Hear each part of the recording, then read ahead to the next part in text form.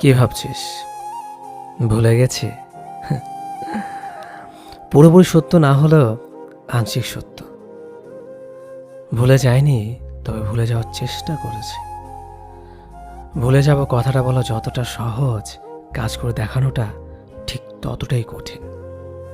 সত্যি, ভুলে যাওয়া কোনো সহজ কাজ নয়। কারণ ভালো অনুভূতিগুলো থেকে মন্দ অনুভূতিগুলো আমাদের বেশি মনে থাকে। ভালো অনুভূতিগুলো আমাদের মনে যতটা না দাগ কাটে, মন্দ অনুভূতিগুলো তার থেকে দ্বিগুণ বেশি দাগ কাটে। তবে যে অনুভূতিগুলো কষ্ট দেয়, বারবার তীক্ষ্ণ ব্যথা সৃষ্টি করে, সেই অনুভূতিগুলো ভুলে থাকাই ভালো। তাই ভুলে যাওয়ার চেষ্টা করাটাই উত্তম, বাকিটা মন সাপেক্ষ।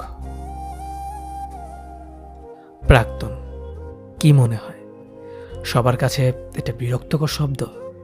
না, প্রাক্তনকে সবাই লোক দেখে গালিগালাজ করল, তার থেকে জিজ্ঞেস করুন প্রাক্তন মানুষটাকে ঘৃণা করতে গিয়ে তার বুক কেঁপে ওঠে কিনা।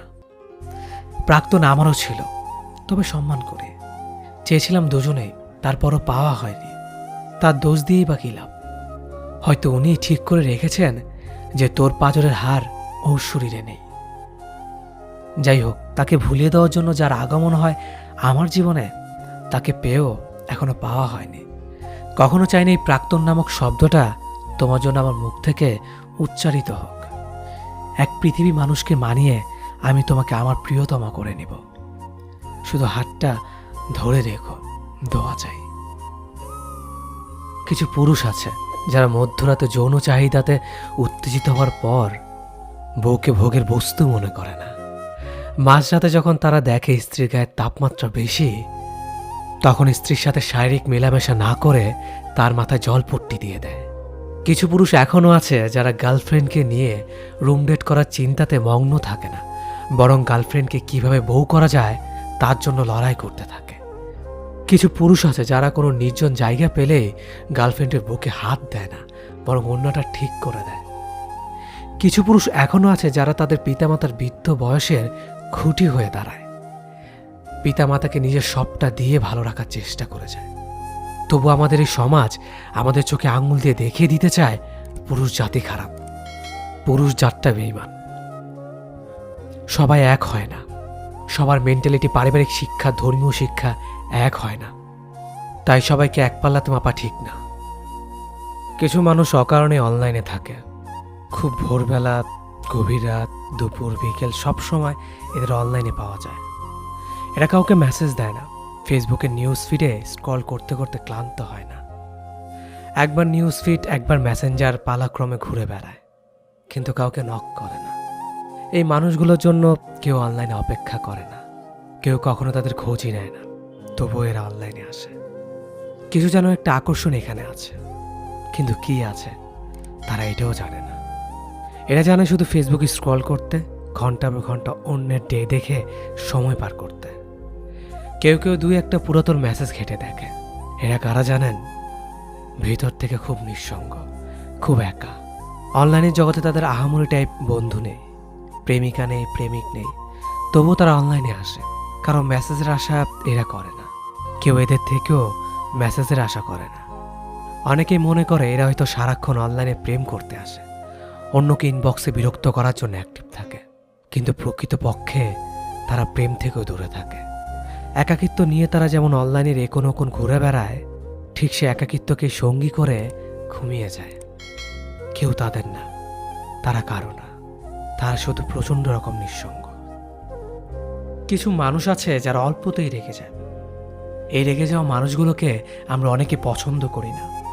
এদের দেখলে বিরক্তি একটা ভাব চলে আসে। মনে মনে ভাবি এদের মন বলতে কিছু নেই নাকি? অথচ আমরা জানি না যে এই রাগী মানুষগুলোই প্রকৃতপক্ষে ভালো মানুষ।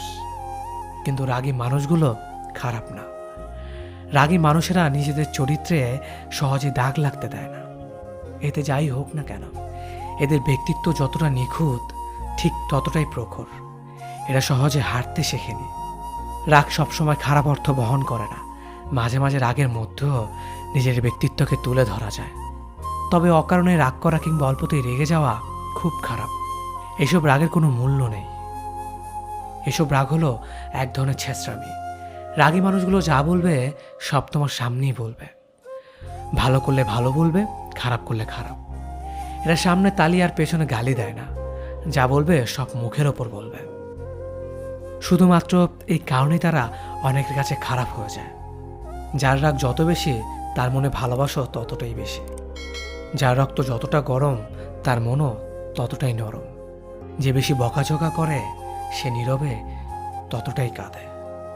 যে তোমাকে যতটা কাঁদায় সে তোমার হাসির জন্য ততটাই কারণ খুঁজতে থাকে।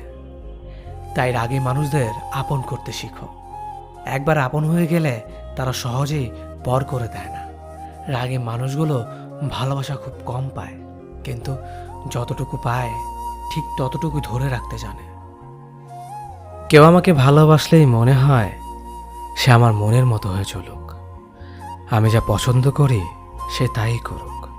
আমার যা কিছু অপছন্দের সে এড়িয়ে যাক। এই ব্যতিক্রম হলেই আমি ভাবি আমার পছন্দ অপছন্দের কোনো প্রায়োরিটি দেয় না। সে আমাকে কতটুকুই বা ভালোবাসতে পারে। আমি যাকে ভালোবাসি সে চায় আমি তার মনের মতো হয়ে চলি। তা যা কিছু অপছন্দের আমি তা এড়িয়ে যাই, তা যা কিছু পছন্দের আমি তাই করি। এর ব্যতিক্রম হলেই সে ভাবে আমি তার মতামতের প্রায়োরিটি দিচ্ছি না। অথচ আমাদের দুটি জীবন আলাদা, আমরা দুটি মানুষ আলাদা, আমাদের পছন্দ অপছন্দ আলাদা, আমাদের ভালো লাগা মন্দ লাগার কারণ আলাদা, আমাদের স্বপ্ন আলাদা। এই যে নিজেকে প্রতিষ্ঠিত করার চর্চা, এটা অপরাধ নয়। জীবনের জন্য মানুষ লাগে, মানুষের জন্য জীবনকে স্যাক্রিফাইস করার অনুভূতিটা খুবই সাময়িক। আমরা এত বড় একটা হৃদয় নিয়ে মানুষকে ভালোবাসার পর এতটা সংকীর্ণ হয়ে যায় কেন, কে জানে। আমরা কেন একজন আরেকজনের পৃথিবীকে সংকুচিত করে দিতে চাই? ভালোবাসলে স্বাধীনতা দিতে হয়। স্বাধীনতা মানেই উড়ে যাওয়ার ভয় নয়। যে তোমাকে ভালোবাসবে স্বাধীনতা পেলেও সে এসে তোমার পাশে বসে থাকবে। যে ভালোবাসবে না তাকে আটকে রাখলেও সে তোমার নয়। কেউ যদি তোমার সাথে কথা না বলে থাকতে পারে তবে তার সাথে কথা বলার জন্য পাগলামিগুলো ছেড়ে দাও। তোমার আকুলতার কারণ সে বুঝবে না। কেউ যদি তোমাকে কষ্ট দিয়ে স্থির থাকতে পারে তবে তাকে নিয়ে অস্থির হওয়াটাকে ভুলে শক্ত হও, কারণ তোমার কষ্ট তাকে কখনো বিচলিত করবে না। কেউ যদি তোমার মূল্য না বুঝে তবে তার কাছ থেকে বারবার নিজের গুরুত্ব চাওয়া থেকে বিরত থাকো, কারণ সে কখনোই তোমার কদর করবে না। কেউ যদি তোমাকে ছাড়াই একা পথ চলতে পারে তবে তার পথ থেকে সরে দাঁড়াও, কারণ তুমি তার জীবনের সফল সঙ্গী হবে না। মোট কথা, কেউ যদি তোমাকে তার জীবনে চায় তবে তাকে আঁকড়ে ধরো। কেউ যদি তোমাকে ছাড়া ভালো থাকতে পারে তবে তাকে ভালো থাকতে দাও। ক্ষণিকের বুক ভরা অনুভূতিগুলোর ব্যাখ্যা ঠিক বোধগম্য হয়ে ওঠে না কখনো কখনো। ভালো লাগার ভালোবাসার মধ্যে সর্বদা কেমন যেন ব্যালেন্সিং চলতে থাকে। হয়তো তাই ভালোবাসার প্রকৃত সংজ্ঞা আমি আজও রপ্ত করতে পারিনি। বিচ্ছেদী মস্তিষ্কগুলো থেকে যেমন শুনেছি ভালোবাসা বলতে কিছুই নেই, সবই আবেগ, ঠিক তার পরক্ষণে প্রেমের মেঘগুচ্ছে ভাসতে থাকা মস্তিষ্ক থেকে শুনেছি ভালোবাসা মানে কাউকে তীব্রভাবে ভালো লাগা। আর বিজ্ঞানপ্রিয় মস্তিষ্কগুলো আবার কখনো কখনো হরমোনাল ফ্যাক্ট বলে হেসে উড়িয়ে দিয়েছে। খুব সম্ভবত ভালোবাসার ব্যাপারে সব যজ্ঞ তারাই যারা এক চাওতে ভালোবাসা পেয়ে গেছে। হওয়াটাও স্বাভাবিক, যাকে চেয়েছে তাকে পেয়ে গেছে, আবার অত শত সংজ্ঞা ভাবার সময় আছে নাকি? ঠিক তার বিপরীত অগণিতবার চাওয়ার পরেও না পাওয়ার মস্তিষ্কগুলোর কাছে কিছুটা সংজ্ঞা পাওয়া গেলেও তাকে সুখগল্প না বলে দুঃখগল্প বলাই শ্রেয়। আমার কাছে ভালোবাসা মানে মুহূর্ত, ঠিক যেমনভাবে সম্পর্কের ইতিটাতেও কিছু ভালোবাসা ইতি টানে না, তেমনভাবেই মুহূর্ত আজানো মস্তিষ্কের করিডোরে তার আনাগোনা রেখে যায়। আমি তো আজানো মুহূর্তে বেঁচেছি। কে বলতে পারে যদি ঠিক ন্যানো সেকেন্ড পরে আমি মস্তিষ্কটার ইতি ঘটে? তবে মুহূর্ত সে সম্ভবত চিরতর থেকে যাবে মাটির অন্তরালে 3.5 জায়গা দখল করে রাখা উচ্ছিষ্ট হৃদবাক্সটাতে, ঠিক সম্ভবত থেকে যাবে মস্তিষ্কের ইতির বিপরীত ঘটলে। কোন এক নিঝুম বৃষ্টির রাতে জানলার পর্দা সরাতে থাকা এক শান্ত শীতল বাতাসে। যেদিন ভালোবাসার সংজ্ঞা পেয়ে যাবে, সেদিন হয়তো ভালোবাসা থেকে সরে যেতে ইচ্ছে হবে, কিংবা তীব্রভাবে কাউকে ভালোবাসতে ইচ্ছে হবে। সব মিলিয়ে ভালোবাসা তোমার জন্য দিন শেষে একটাই সুর। তোমাকে বুঝি না প্রিয়, বোঝো না তুমি আমায়।